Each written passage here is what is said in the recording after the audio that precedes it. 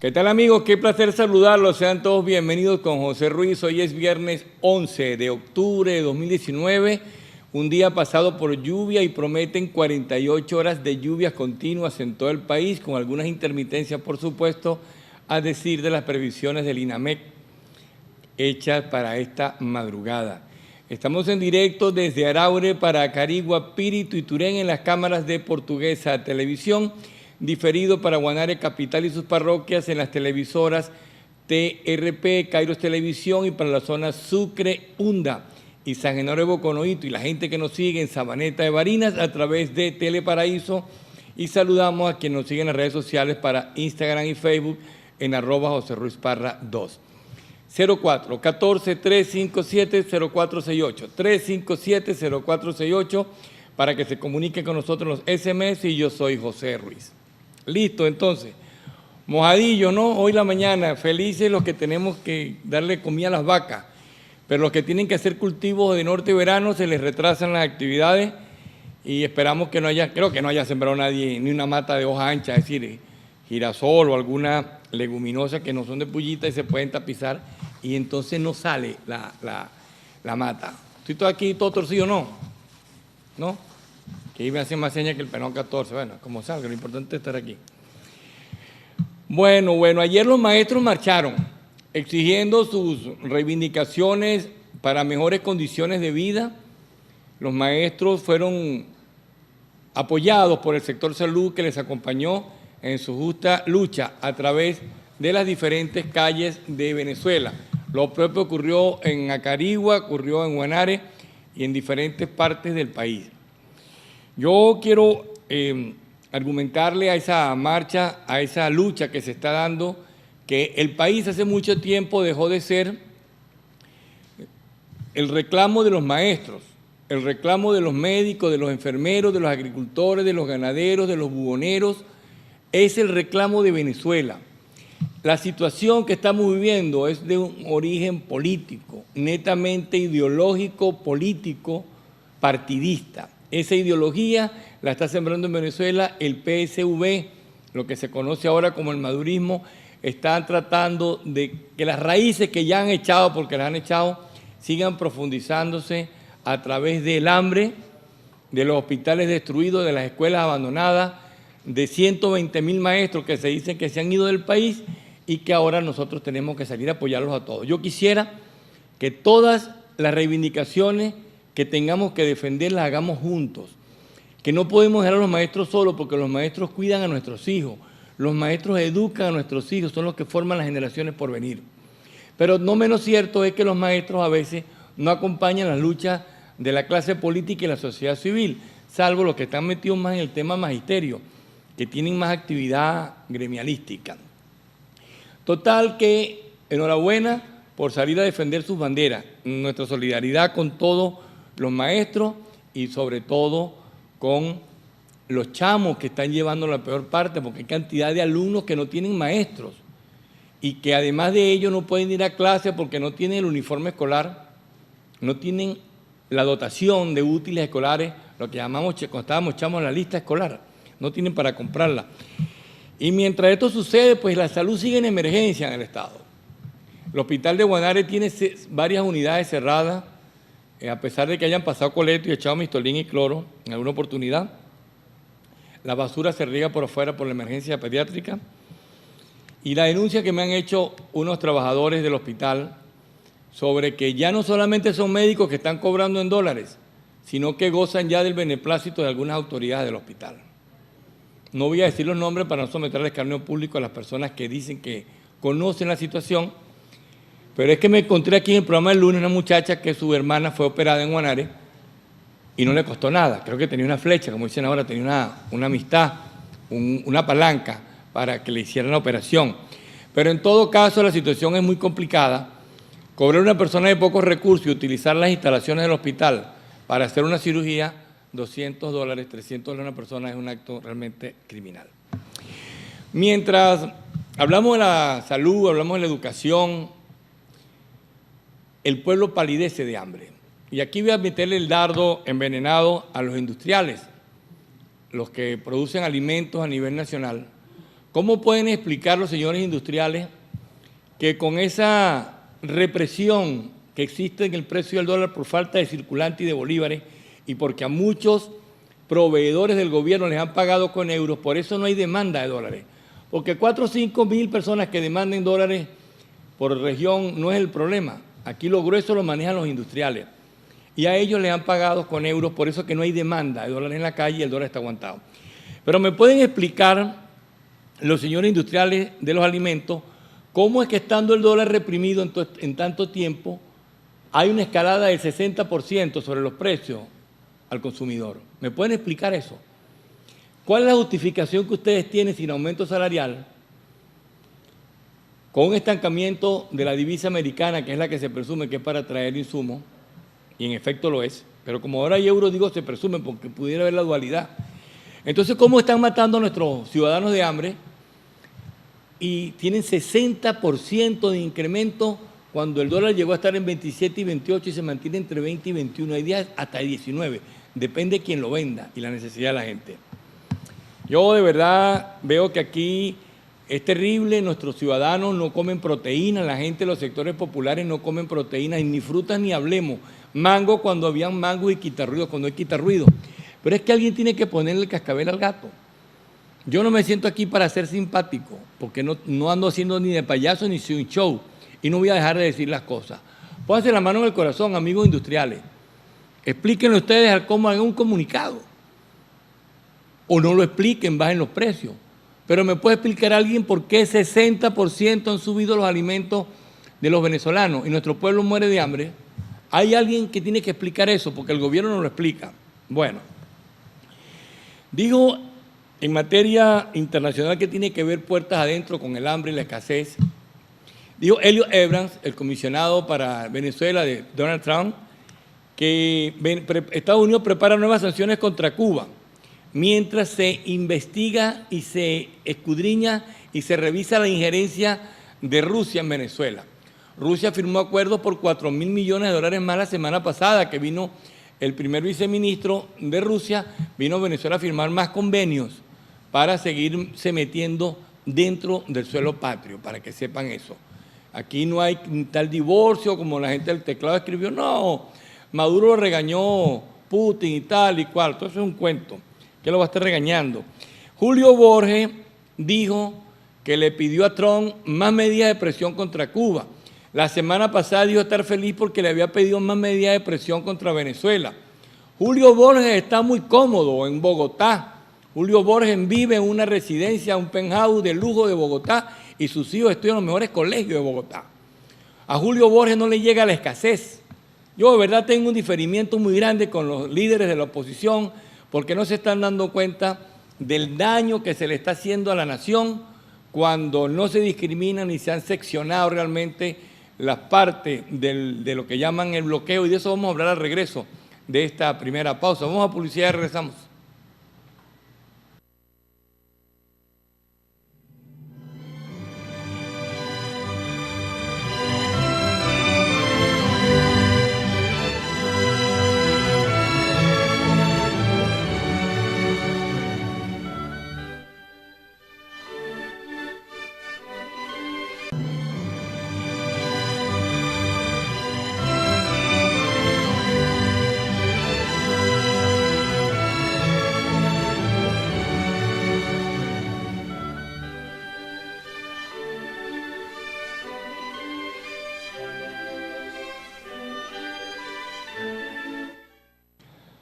Regresamos con el segundo segmento con José Ruiz. Saludamos a la audiencia de Turén que está en sintonía, a la gente que se comunica con nosotros a través del 0414-357-0468 de la San José. Saludos a toda la gente que está en sintonía del programa. Se quejan. Hay los trabajadores que le dieron para reparar la plaza, remodelar el makeover de la Plaza Bolívar de Turén con una empresa contratista del señor Onofrio Cavallo, alcalde de Turén, y lamentablemente no le han pagado a los trabajadores. Aquí también pues la queja por el teléfono primitivo de fiesta y el hospital Casal Ramos, donde la gente muere de mengua. Bueno, les decía al final del negro anterior que mientras Julio Borges pide más sanciones para Venezuela, empieza a hacer agua el barco Aruba, y su refinería, le colocó punto fin al contrato con Sigo para renovar y operar la refinería de petróleo. Ha quedado en un suspenso la refinería de Sigo, que está en Aruba, y son recursos que van a dejar entrar a la empresa Sigo cuando la esté manejando la gente de Juan Guaidó. La empresa Unipec China se unió a ExxonMobil y detuvieron la contratación de buques petroleros vinculados con Venezuela. Es decir, Unipec es la mayor naviera de transporte petrolero del mundo, la más grande, porque son los tanqueros más grandes porque tienen que atravesar prácticamente el planeta completo para ir hasta China. Sin embargo, se dice por otras partes, fuentes de investigación internacionales, que la China ha triplicado el ingreso de petróleo a su país. La China es un continente, a 1,5 millones de personas, hay gente allá. Unos tanqueros que han llegado y han triplicado el ingreso de petróleo a China, y se presume que el petróleo venezolano porque no está en cuenta de OPEC, puede ser un petróleo de contrabando. Vamos con el tema de los que le encanta las intervenciones y los bloqueos para que recordemos la historia. Pero antes quiero saludar a todos los atletas de élite federados en las piscinas de natación de Portuguesa y en especial los de Guanare, que tienen que entrenar, los del Club Ítalo y Club Hispano, que por razones económicas se mudaron a la piscina olímpica del Coliseo Carlos Herrera Allens.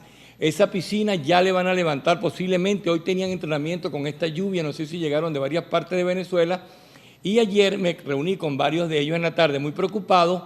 Nabó Montilla reactivó esa piscina, pero la piscina de los saltos olímpicos, la de los grandes trampolines, está llena de sapos y todo a piche. Esos sapos van a brincar para la piscina que está funcionando, pero me dicen que no tienen recursos para mantener la piscina. La planta de filtrado funciona, pero no tienen los cloros y los aditamentos necesarios para esa piscina. Un gran saludo para todos los que están visitándonos hoy en Portuguesa. Bueno, el embargo a Cuba, el que mucho hace alarde de la Revolución Venezolana, comenzó en 1958, justo en el momento del asalto al cuartel Moncada, en el momento que Fidel Castro con los fascinerosos y el Che Guevara empiezan a alzarse en armas y empiezan el derrocamiento del dictador Fulgencio Batista, un dictador de derecha. En ese momento, en pleno 58, paran las ventas de armas a Cuba. Los americanos hacen un bloqueo para estarse como en neutro, hechos los pendejos como siempre los americanos. Sin embargo, en 1960, 2 años después, ya instalada la revolución, Fidel en un discurso se declaró plenamente marxista-leninista, un comunista entero. Entonces comenzó el embargo comercial, financiero y económico a la isla. La isla le vendía a los Estados Unidos 700,000 toneladas de azúcar. Ese era el petróleo, el segundo petróleo de los cubanos, porque ellos tenían su refinería Camilo Cienfuegos. Ellos siempre hacen unos bandidos trianguladores de petróleo. Y entonces comenzó a Cristo a peregrinar en la cruz, a padecer en la cruz, 700,000 toneladas, ¿producto de qué? De que los cubanos, Fidel Castro y pandilla, se habían cogido los hoteles y empresas filiales de los americanos que estaban instaladas en Cuba, y por eso hubo el embargo económico y comercial y financiero a la isla de Cuba, a la revolución de Fidel Castro.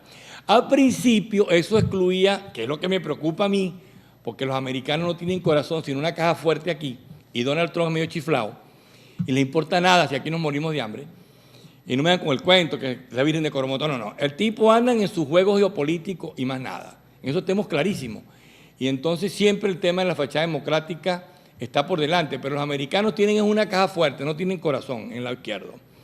Bueno, había empezado en 1960, se decía que el embargo excluía medicinas y alimentos, pero ya entonces en 1962 un presidente demócrata, no republicano ni de derecha, que lo pueda acusar la revolución, John Fitzgerald Kennedy en 1962 apretó la tuerca y empezó a escasear medicinas y medicamentos en la isla de Cuba. Eso es historia, en 1962. Bueno, transcurren 33, 35 años y todo quedó en ese letargo, el bloqueo, se hablaba de Cuba siempre con añoranza, con desdén, de diferentes formas se ha mirado Cuba. Y los que somos demócratas y somos de centro lo miramos con desprecio. Yo miro la revolución cubana con profundo desprecio, porque son unos asesinos y Fidel Castro estuvo metido asociado en el narcotráfico con Pablo Escobar de Colombia. Esos son hechos incontestables y están ahí para la historia. Sin embargo, en 1996, qué casualidad, otro presidente demócrata, Bill Clinton, crea a través del Congreso la ley Hart-Burton. La ley Hart-Burton convierte en instrumento legal, que ya no fue una providencia ni una decisión presidencial, amplía el embargo contra la isla de Cuba. En ese embargo, las empresas filiales de empresas americanas dejaron de percibir, de negociar con Cuba 700 millones de dólares año. Para una tan pequeña es plata y para los empresarios también. Ahí empezaron las diatribas porque fueron empresarios que tenían vinculaciones con los Estados Unidos, pero tenían empresas todavía en Cuba, hacían negocios con la dictadura, y entonces les trancaron, con la ley Hart-Burton, le trancaron el serrucho y se perdieron de manejarse como Producto Interno Bruto 700 millones de dólares en la isla. Bueno, pasan los años y llega otro demócrata, el negrillo, Barack Hussein Obama. Barack Hussein Obama en 2014 trató de estrechar vínculos de flexibilización con Raúl Castro. Ya no estaba en escena, por supuesto, Castro, Fidel, y entonces el más asesino de todos, Raúl, está como fungiendo como jefe de gobierno, y entonces comenzaron los vuelos, y de alguna manera muy tímida una flexibilización de las relaciones con Cuba y Estados Unidos. Sin embargo, llega el catire peligroso, el tigre parece un tigre, no parece un puma, el señor Donald Trump, y entonces acelera el proceso de restricciones contra la isla nuevamente, y después venimos nosotros por retruque cayendo como un castillo de naipes en lo mismo. Fíjense ustedes que en 2015 la votación histórica única en el Consejo de Seguridad de Naciones Unidas condenando el bloqueo de Cuba fue en 2015, 190 votos y 2 votos en contra. Israel, o sea, el pueblo judío y los Estados Unidos, los dos únicos, 190 países. Y les dejo eso para los que están enamorados de la ONU y de la OEA, como si es que la solución está en las manos de ellos y no de nosotros. Nosotros vamos a publicidad y ya regresamos.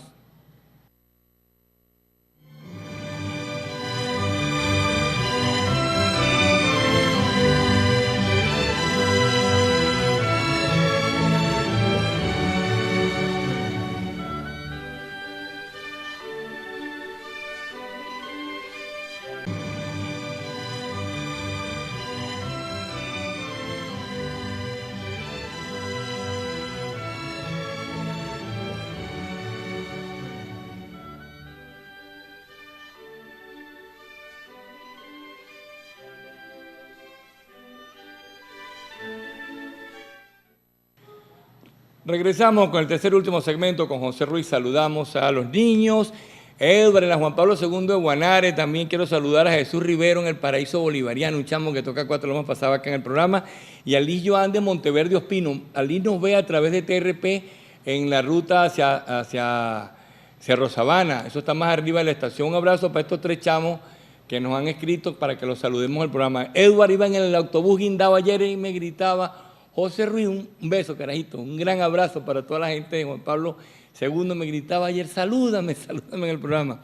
Un abrazo para Edward, para Jesús Rivero en Paraíso Bolivariano y para Liz Joan Monteverde en Ospino, en Caserío Monteverde.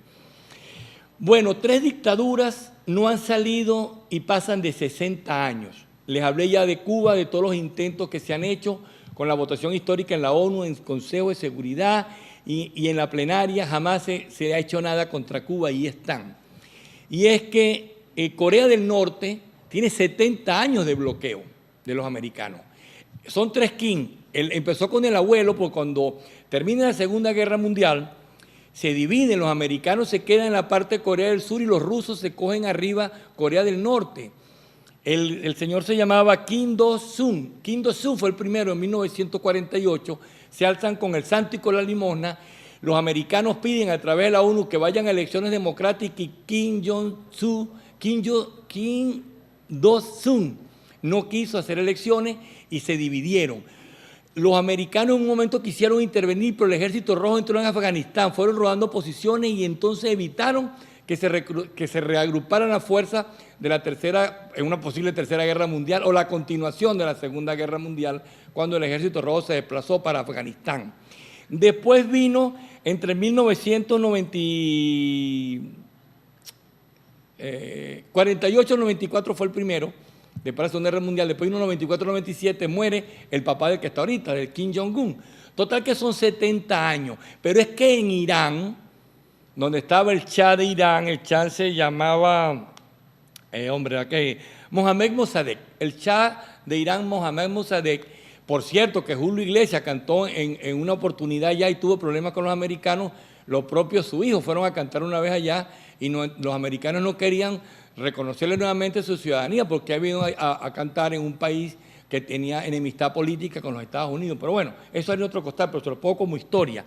Ellos tienen entonces 39 años porque en algún momento los americanos bailaron pegados en el desarrollo nuclear con Irán porque tiene la particularidad de quien son aliados y el día que se le tuerce el rabo a la puerca lo mandan a matadero. Así son los americanos. Entonces que hay gente que es muy amante de los gringos, pero con los gringos hay que tener mucho cuidado.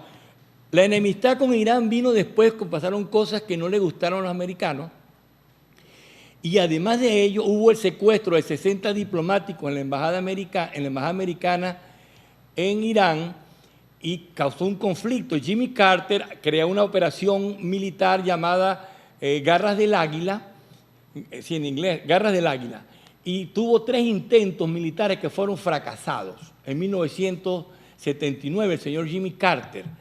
Y entonces vienen las elecciones, fue un fracaso, 300, 500 estudiantes vigilaban 24 horas continuas. 444 días duró el secuestro de los diplomáticos americanos dentro de esa embajada. 444 días es bastante, es año y medio, ¿verdad? Bueno, ¿quién resolvió el tema?